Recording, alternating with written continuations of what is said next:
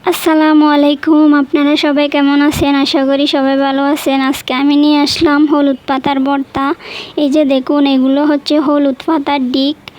এই হলুদ গাছের ডিক বলা হয় এগুলাকে। আপনারা কে কী বলেন অবশ্যই কমেন্ট করে জানাবেন। এগুলো আমি ভালো করে ধুয়ে নিলাম, ধুয়ে এখন কাটবো। এই যে দেখুন, কথা বলতে বলতে আমার কাটা শেষ হয়ে গেল। কতগুলো চিকন চিকন করে কেটে নিলাম হলুদ পাতা।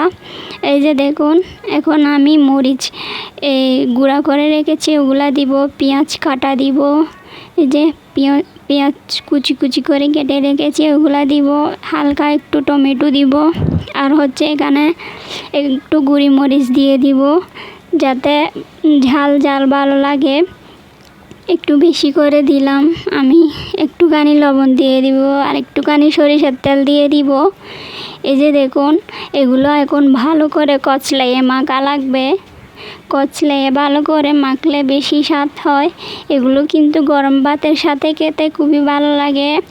আপনাদের ভালো লাগলে অবশ্যই লাইক কমেন্ট করবেন, সাবস্ক্রাইব করবেন আমার চ্যানেলটি। এই যে দেখুন, আমার এগুলো তৈরি হয়ে গেল। এখন আমি এগুলা দিয়ে ভাত খাবো মজা করে। আমরা এগুলো দুপুরবেলায় মজা করে ভাত খাবো। এই যে আমার ভর্তা বানানো হয়ে গেল। খুবই মজাদার একটি ভর্তা, হলুদ পাতার ডিকের ভর্তা। দেখুন, প্লেটে নিয়ে নিলাম। আমি একটুখানি টেস্ট করে দেখব কেমন হয়েছে। এগুলো বাদ দিয়ে খেতে মজা লাগে বেশি।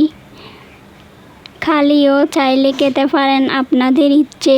এই যে দেখুন, খুবই সুন্দর লাগতেছে ভর্তাগুলো। আমাদের তো খুবই ভালো লাগে। কার কেমন লাগে অবশ্যই কমেন্ট করে জানাবেন। ধন্যবাদ ভিডিওটা দেখার জন্য।